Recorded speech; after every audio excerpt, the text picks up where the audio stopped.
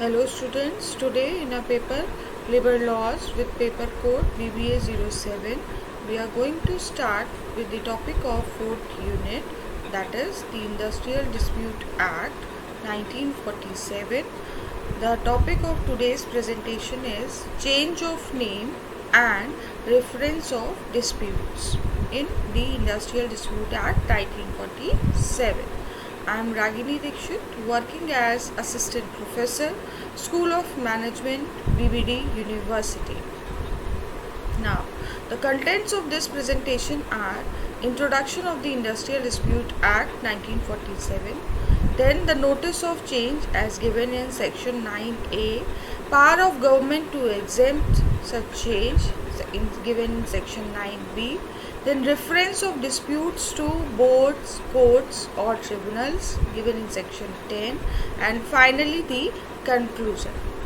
Now, coming to the introduction point, this act may be called the Industrial Dispute Act 1947, and as we know it extends to the whole of India. It shall came into force on the first day of April 1947. As per section 2K of the Industrial Dispute Act 1947, industrial dispute is defined as any dispute or difference between employers and employers, or between employers and workmen, or between workmen and workmen, which is connected with the employment or non-employment or the terms of employment or with the condition of labor of any person. So industrial dispute is any difference or dispute between, it can be between employer and employer, between employer and workmen, or between workmen and workmen, and it may be connected with the employment or non-employment, or you can say it can be connected with the terms of employment or with the condition of labor of any person. Now, coming to the scope of the Act, the Industrial Dispute Act extends to whole of India and applies to every industrial establishment carrying on any business, trade, manufacture or distribution of goods and services, irrespective of the number of workmen employed therein. So it extends to all the industrial establishment in India which carry out business, trade, manufacture or distribution of goods and services, irrespective of the number of workmen employed therein. Every person employed in an establishment for hire or reward, including contract labor, apprentices and part-time employees to do any manual, clerical, skilled or unskilled, technical, operational or supervisory work is also covered by the Act. This Act, though, does not apply to persons mainly in managerial or administrative capacity. Persons engaged in supervisory capacity and drawing more than 10,000 per month or executing managerial functions, and persons subject to Army Act, Air Force and Navy Act, or those in police service or officer or employee of a prison, they are not covered under this Act. Now, the laws applies only to the organized sector. Chapter 5B, introduced by an amendment in 1976 under this Act, require firms employing 300 or more workers to obtain government permission for layoff, retrenchment and closure. Further, amendment in 1982, which took effect in 1984, expanded its ambit by reducing the threshold to 100 workers. So, any establishment employing more than 100 workers have to get the permission from the government, whether it is laying off or it is retrenching or it is closing its establishment. It has to obtain the prior permission from the government. Now, objectives: promotion of measures for securing and preserving amity and good relation between the employers and workers, investigation and settlement of industrial disputes, Then next objective is prevention of illegal strikes and lockouts, relief to workmen in the matter of layoff and retrenchment, and promotion of collective bargaining. So these are the objectives, that is securing and preserving good relationship between the employers and the workers, settlement of industrial disputes, prevention of illegal strikes and lockouts, then relief to workmen in the matter of layoff and retrenchment, then promotion of collective bargaining. Now coming to features, it encourages arbitration over the disputes between employers and employees. It provides for setup of work committees as machinery for mutual consultation between employers and employees to promote cordial relation. The Act paved the way for setting up permanent conciliation machinery at various stages, having definite time limit for conciliation and arbitration. This Act emphasizes on compulsory adjudication besides conciliation and voluntary arbitration of industrial disputes. The Act empowers the government to make reference of the dispute to an appropriate authority, Labour Court, Industrial Tribunal and National Tribunal, depending upon the nature of the dispute, either on its own or on the request of the parties. The right to strike by the workers and lockout by the employees has been subject to the restriction as laid down in the Act. The Act prohibits strikes and lockouts during the pending of conciliation and arbitration proceedings and in public utility service, and it empowers government to take adequate action. Now coming to notice of change given in section 9A. No employer who proposes to effect any change in the condition of services applicable to any workman in respect of any matter specified in the 4th schedule shall effect such change without giving to the workman likely to be affected by such change a notice in the prescribed manner, the nature of the change proposed to be effected, or within 21 days of giving such notice, provided that no notice shall be required for effecting any such change where the change is effected in pursuance of any settlement or award, or where the workmen likely to be affected by the change are persons to whom the fundamental and supplementary rules, civil services rules, civil services temporary services rules, revised leave rules, civil services regulation, civilians in defense services rules, or the Indian Railway Establishment Code, or any other rules or regulations that may be notified in this behalf by the appropriate government in the official gazette apply. So no employer who proposes to effect any change in the condition of service applicable to any workman in respect of any matter specified in the 4th schedule shall effect such change. So employer should give notice to the workman in the prescribed manner, the nature of change it is going to propose. Then within 21 days of giving such notice only he can apply such change to the services of the workmen. Then where the workman is likely to be affected by the change are persons to whom the fundamental and supplementary rules civil services rules, civil services temporary rules, revised leave rules, civil services regulations are applied. The appropriate government may notify this by the giving notice in the official gazette. That notice shall be required for effecting any such change, and where the change is effected in pursuance of any settlement or award, then the government can notify this change in the by giving notification in the official gazette. Now, power of government to exempt the employers or the establishment for giving notice for such change. It is given in section 9b, where the appropriate government is of opinion that the application of the provision of section 9A to any class of industrial establishment or to any class of workmen employed in any industrial establishment affect the employers in relation thereto so prejudicially that such application may cause serious repercussion on the industry concerned and the public interest so requires,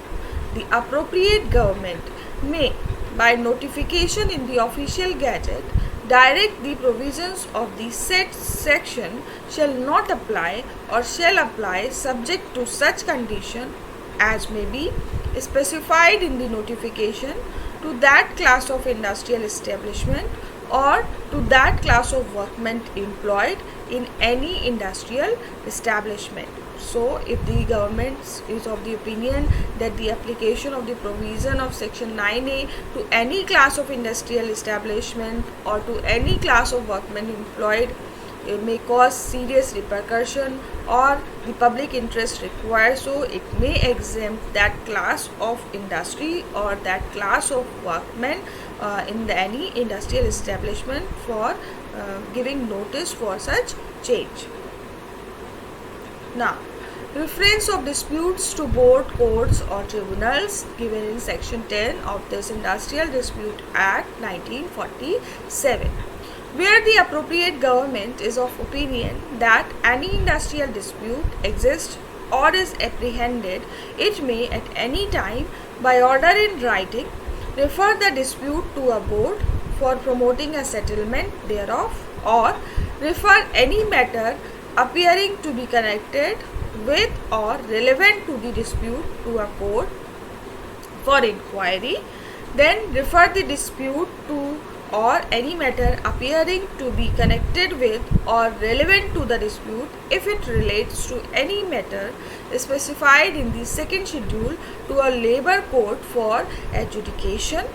refer the dispute on any matter appearing to be connected with or relevant to the dispute whether it relates to any matter specified in the second schedule or the third schedule to a tribunal for adjudication. So, refer the dispute to a board for promoting a settlement, refer any matter appearing to be connected with or relevant to the dispute to a court for inquiry, then refer the dispute relevant to or connected if it relates to any matter specified in the second schedule to a labor court for adjudication, then any matter specified in the second schedule or the third schedule to a tribunal for adjudication. So there are differences between the type of dispute and where we are going to refer that dispute to, that is refer the dispute to board for settlement, refer the dispute to court for inquiry. Then if the dispute is related to second schedule, then it will be referred to labor court for adjudication. If the dispute is related to second schedule or third or the dispute is specified in the second schedule or third schedule, it can be referred to tribunal for adjudication. Now, provided that where the dispute relates to any matter specified in the third schedule and is not likely to affect more than 100 workmen, the appropriate government may, if it so thinks fit, make the reference to labor court under clause C. So, where the dispute relates to any matter specified in the third schedule and is not likely to affect more than 100 workmen, the appropriate government, if it thinks fit, can refer the dispute to the labor court under clause C. Provided further that where the dispute relates to a public utility service and a notice under section 22 has been given, the appropriate government shall, unless it considered that the notice has been previously or vexatiously given. Previously means without any seriousness, or vexatiously you can say without sufficient ground, or that it would be inexpedient so to do make a reference under this subsection, notwithstanding that any other proceeding under this act in respect of the dispute may have commenced. Provided also that where the dispute in relation to which the central government is the appropriate government, it shall be competent for that government to refer the dispute to a labour court or an industrial tribunal as the case may be constituted by the state government. Now, where the central government is of opinion that any industrial dispute exists or is apprehended and the dispute involves any question of national importance or is of such a nature that industrial establishments situated in more than one state are likely to be interested or affected by such dispute, and that dispute should be adjudicated by national tribunal, then the central government may, whether or not it is the appropriate government in relation to that dispute, at any time by order in writing refer the dispute or any matter appearing to be connected with or relevant to the dispute, whether it is related to any matter specified in the second schedule or the third schedule, to a national tribunal for adjudication. So, where the central government thinks that the dispute involves any question of national importance or it covers industrial establishment which is going to be affected in more than one state or affected by such dispute, and that the dispute should be adjudicated by national tribunal, then the central government, whether or not it is appropriate government in relation to that dispute, it may by order in writing refer the dispute or any matter appearing to be connected with or relevant to the dispute, whether it relates to any matter specified in the second schedule or the third schedule, to the national tribunal for adjudication. So, central government can refer the dispute to the national tribunal for adjudication if it thinks that the dispute involves question of national importance or it is going to affect the industrial establishments situated in more than one state, and such disputes should be that are affected by such dispute, and that dispute should be adjudicated by national tribunal, then the central government can refer such a dispute to the national tribunal for adjudication. Now, where the parties to an industrial dispute apply in the prescribed manner, whether jointly or separately, for a reference of a dispute to a board, court, that is labour court, tribunal or national tribunal, the appropriate government, if satisfied that the persons applying represent the majority of each party, shall make the reference accordingly. Where the parties to an industrial dispute apply in prescribed manner, whether jointly or separately, for a reference of dispute to a board, court or the appropriate government, if satisfied that the person applying represent the majority of each party, shall make the reference accordingly. So, the parties can also apply to government that they want their dispute to be resolved by particular board or particular court. It can apply to the government, and if government thinks fit that the party applying is having majority, then it can refer the dispute to the board or any court, that is labour court, tribunal or national tribunal. Now, an order referring an industrial dispute to a labour court, tribunal or national tribunal under this section shall specify the period within which such labour court, tribunal or national tribunal shall submit its award on such dispute to the appropriate government. So, an order referring an any industrial dispute to labour court, tribunal or national tribunal under this section, it will specify the period within which such court or tribunal is going to submit its award on such dispute to the appropriate government. Provided that where such industrial dispute is connected with an individual workman, no such period shall exceed 3 months. First, it has to specify the period within which it has to give the award or it has to announce its decision. And second, if the industrial dispute is connected with an individual workman, then it has to announce its adjustment. It has to announce its decision, or it has to announce its award within the period of 3 months. Now, provided further that where the parties to an industrial dispute apply in the prescribed manner, whether jointly or separately to the Labour Court, Tribunal or National Tribunal for extension of such period or for any other reason, and the presiding officer of such Labour Court, Tribunal or National Tribunal considers it necessary or expedient to extend such period, he may, for reasons to be recorded in writing, extend such period by such further period as he may think fit. So the parties to an industrial dispute apply in the prescribed manner, whether jointly or separately, to the Labour Court or these tribunals for extension of period for awarding any decision. So if any of these courts and tribunal or national tribunals thinks that yes, it is necessary or expedient to extend such period, he may, for reasons to be recorded in writing, extend such period by such further period as he may thinks fit. Provided also that in computing any period specified in this subsection, the period if any for which the proceeding before the Labour Court, Tribunal or National Tribunal had been stayed by any injunction or order of a civil court shall be excluded.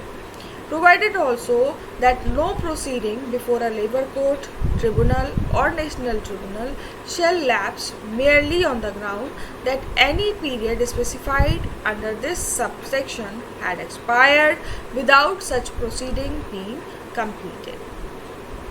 Where an industrial dispute has been referred to a board under this section, that is board or court, that is Labour Court, Tribunal or National Tribunal, the appropriate government may, by order, prohibit the continuance of any strike or lockout in connection with such dispute which may be in existence on the date of reference. So where an industrial dispute has been referred to a board or court under this section, and the appropriate government may by order prohibit the continuance of a strike or lockout in connection with this with such dispute which may be in existence on the date of the reference. Where in an order referring to an industrial dispute to Labour Court, Tribunal or National Tribunal under this section, or in a subsequent order, the appropriate government has specified the points of dispute for adjudication, the Labour Court or the Tribunal or the National Tribunal, as the case may be, shall confine its adjudication to those points and matters incidental thereto. So, where an order referring to an industrial dispute to Labour Court, Tribunal or National Tribunal under this section or in a subsequent order, the appropriate government has specified the points of dispute for adjudication, these courts or these tribunals, as the case may be, shall confine its adjudication to those points and matters incidental thereto only, as it is specified by the government. Now, where a dispute concerning any establishment or establishments has been or is to be referred to a Labour Court, Tribunal or National Tribunal under this section, and the appropriate government is of opinion whether on an application made to it on this behalf or otherwise that the dispute is of such a nature that any other establishment, group or class of establishment of a similar nature is likely to be interested in or affected by such a dispute,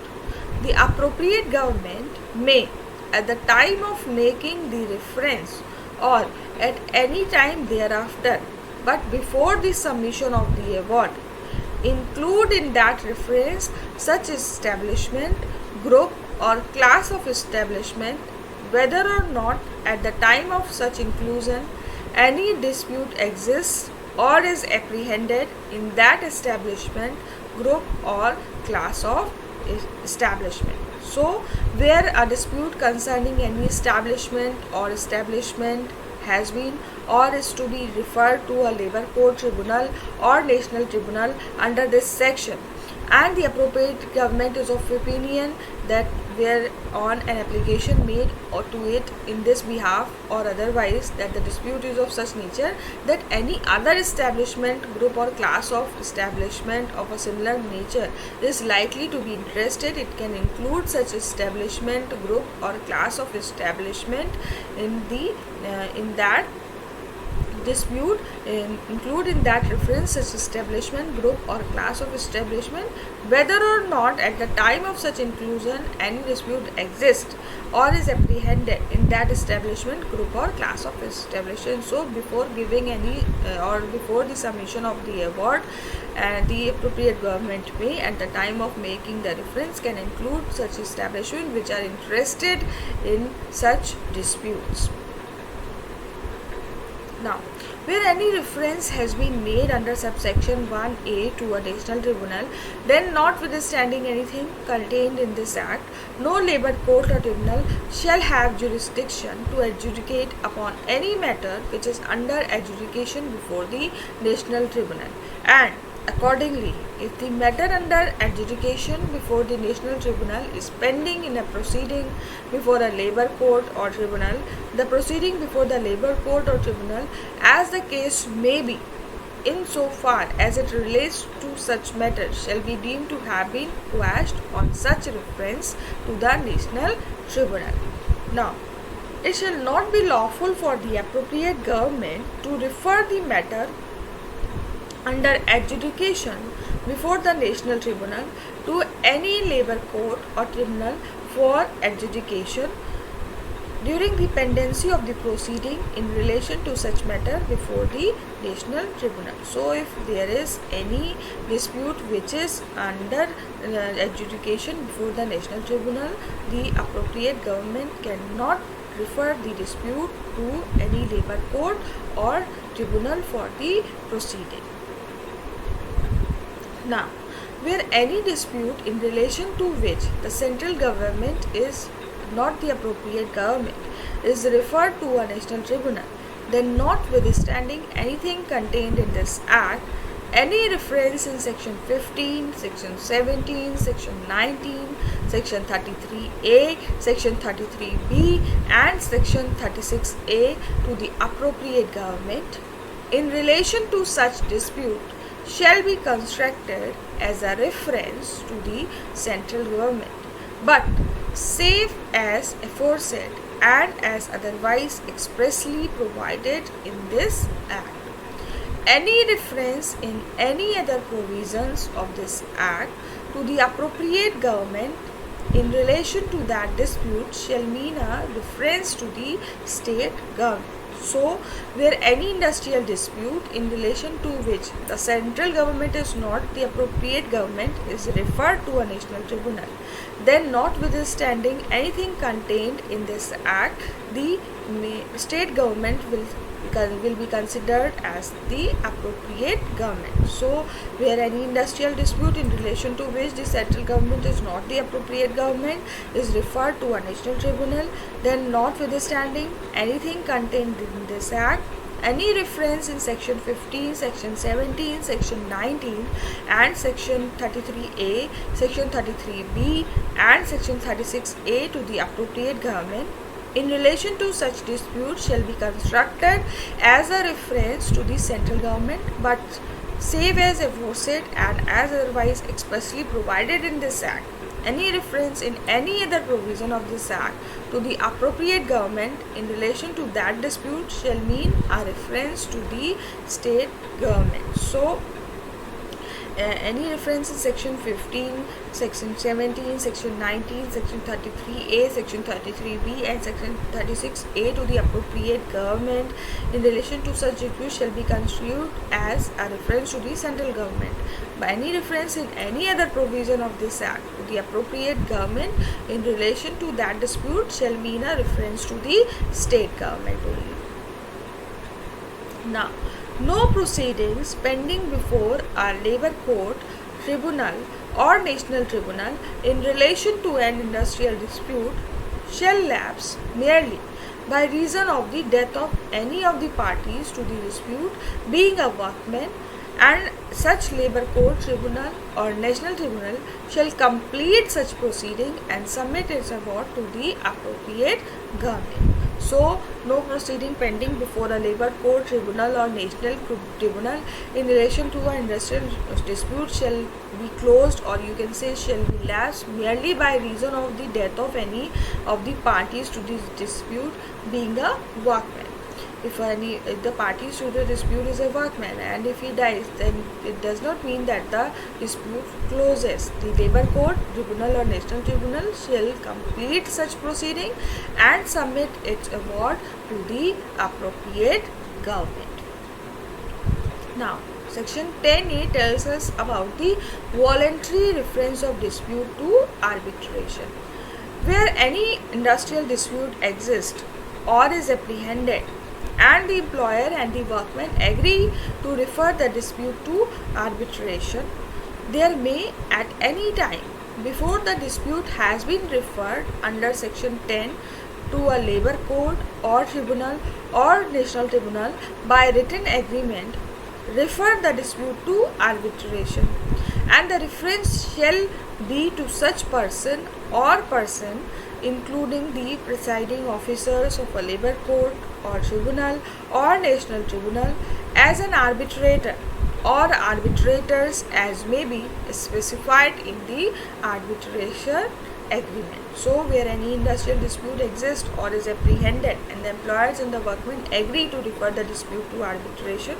they may at any time before the dispute has been referred under section 10 to a labor court or tribunal or national tribunal by written agreement, refer the dispute to arbitration, and the reference shall be to such person or person as an arbitrator or arbitrators as may be specified in the arbitration agreement. Now, where an arbitration agreement provides for a reference of the dispute to an even number of arbitrators, the agreement shall provide for the appointment of another person as umpire who shall enter upon the reference if the arbitrators are equally divided in their opinion, and the award of the umpire shall prevail and shall be deemed to be the arbitration award for the purpose of this act. So, if there are equal number of arbitrators from the employer side and from the employee side, then the decision is 50-50, then one umpire will enter and the umpire will decide upon the award and his decision will only prevail. Now, an arbitration agreement referred to in subsection 1 shall be in such form and shall be signed by parties thereto in such manner as may be prescribed under these provisions of this act. Now, a copy of the arbitration agreement shall be forwarded to the appropriate government and the conciliation officer, and the appropriate government shall within 1 month from the date of the receipt of such copy publish the same award in the official gazette.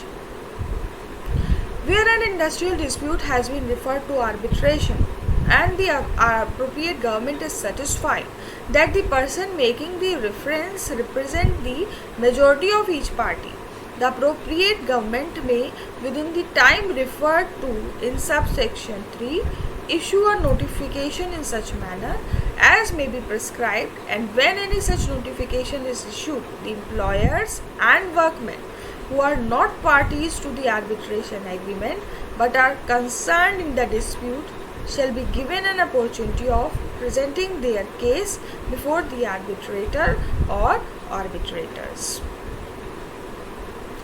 Now, the arbitrator or arbitrator shall investigate the dispute and submit to the appropriate government the arbitration award signed by the arbitrator or all the arbitrators as the case may be. Where an industrial dispute has been referred to arbitration and a notification has been issued under subsection 3A. The appropriate government may by order prohibit the continuance of any strike or lockout in connection with such dispute which may be in existence on the date of reference. Nothing in the Arbitration Act 1940, that is section 10 of 1940, shall apply to arbitrations under this section. Now, finally, the conclusion. This is an act to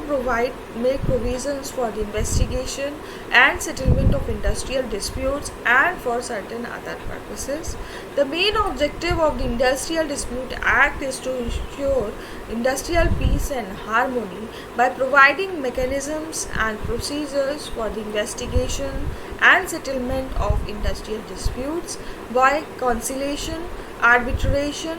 and adjudication which is provided under the statute. Now, the main and ultimate objective of this act is to maintain or maintenance of peaceful work culture in the industry in India. So, this was all about your change of a name and reference of dispute. Thank you, class. I hope.